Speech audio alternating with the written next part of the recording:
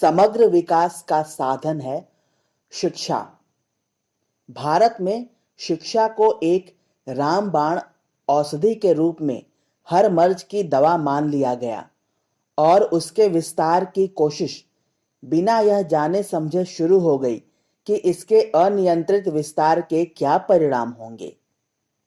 सामाजिक परिवर्तन की मुहिम शुरू हुई और भारतीय समाज की प्रकृति को देशज दृष्टि से देखे बिना हस्तक्षेप शुरू हो गए। दुर्भाग्य से ये हस्तक्षेप अंग्रेजी उपनिवेश के विस्तार ही साबित हुए हैं।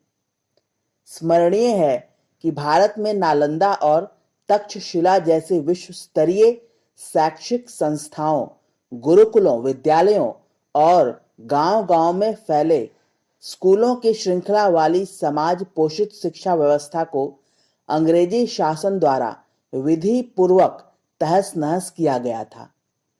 विकसित ज्ञान क्षेत्रों और उनके उपयोग की सारी व्यवस्था को अंग्रेजों ने अपने हित में परे धकेलकर अपने ही घर में विस्थापित कर दिया था।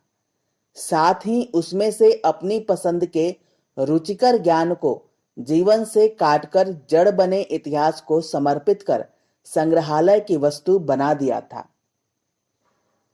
यह भारत में शिक्षा के एक शून्य के निर्माण के लिए हुआ, ताकि सिरे से शिक्षा का एक नया प्रासाद निर्मित हो।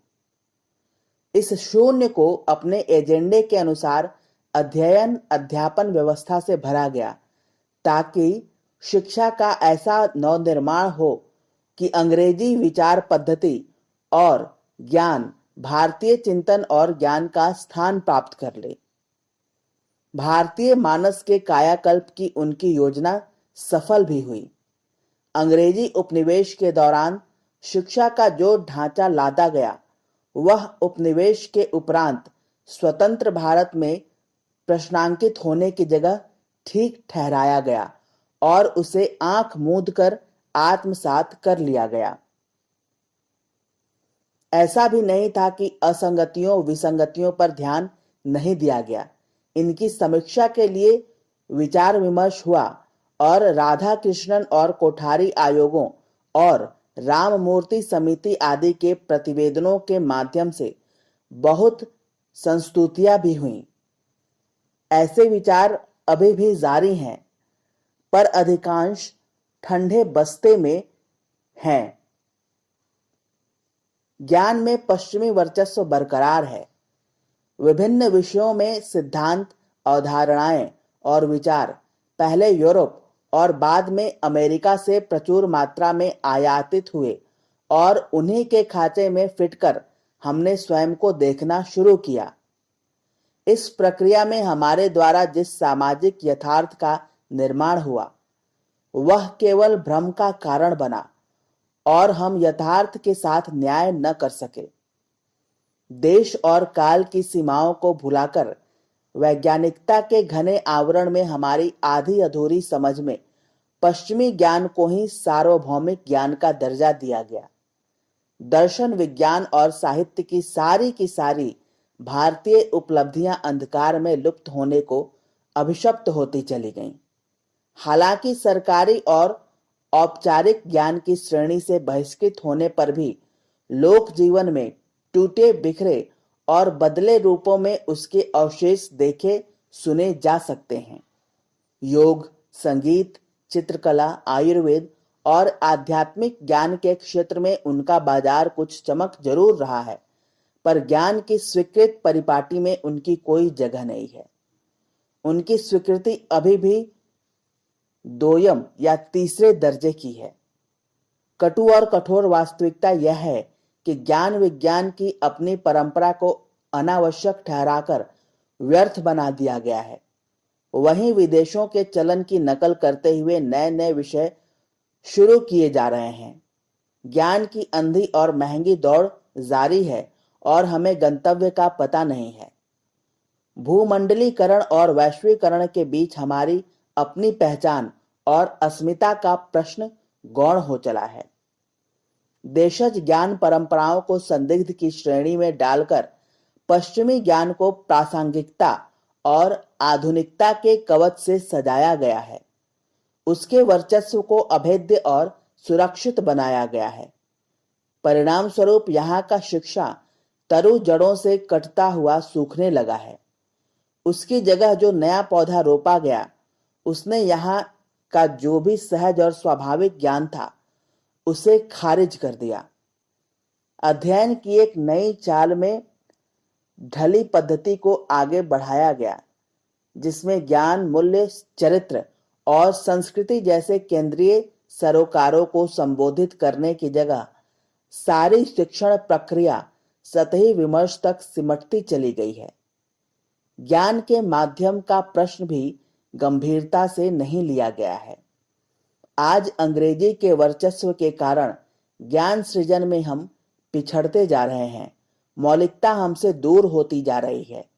ज्ञान की दृष्टि से सरकारी नीति में सिर्फ विज्ञान और प्रौद्योगिकी की चिंता ही प्रमुख है।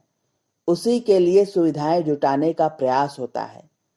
समाज के मानस, संस्कृति और जीवन का दायरा बड़ा है और मानविकी, समाज विज्ञान और कलाओं पर ध्यान ही नहीं जा पाता है। प्राच्य विद्या और भाषा आदि तो इस क्रम में कहीं आते ही नहीं। ये सब सहज विषय हैं और इनका महत्व सिर्फ सजावट के लिए होता है। उच्च शिक्षा की हमारी दिशाहीन कवायद का घातक परिणाम यथास्थितिवाद, अनुकरण और सृजनात्मकता के भीषण ह्रास के रूप में दिख रहा है। इससे निकले छात्र छात्राओं की लंबी जमात की कुंठाएं जगजाहिर हैं। उनमें से बहुसंख्यक ज्ञान और प्रशिक्षण की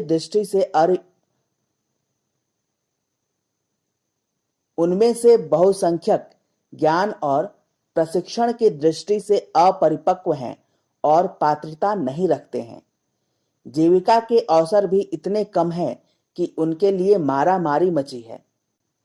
सारी व्यवस्था को शर्मसार करती आज की स्थिति यह है कि योग्यता से निम्न स्तर के पद के लिए भी हजारों हजार, कहीं अधिक योग्य प्रत्याशियों की भीड़ लगी हुई है। दूसरी ओर तमाम पद खाली भी पड़े हैं, क्योंकि उनके लिए योग्य अभ्यर्थी ही नहीं मिल पा रहे हैं। उच्च शिक्षा में शामिल हो रही भीड़ का अधिकांश हिस्सा तो वहां केवल जीवन का कुछ समय व्यतीत करना है। शिक्षा उनके लिए मनोरंजन जैसी होती है।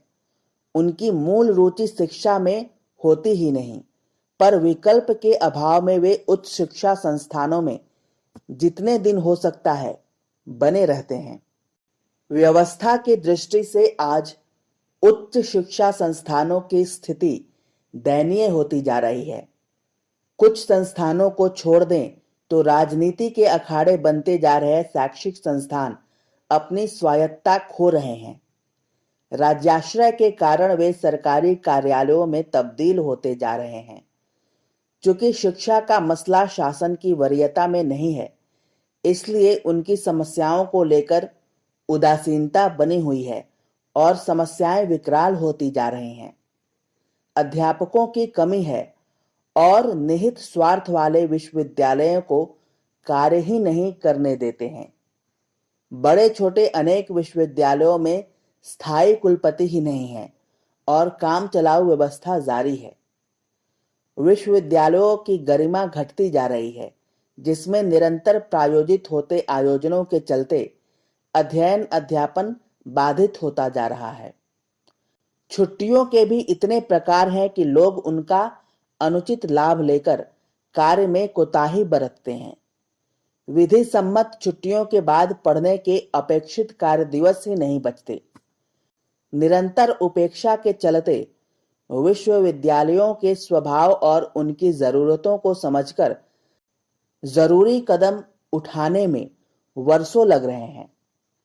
आज ज्ञान के केंद्रों में थकावट आ रही है, सन्नाटा पसर रहा है या फिर अर्थहीन कोलाहल की धूम मच रही है।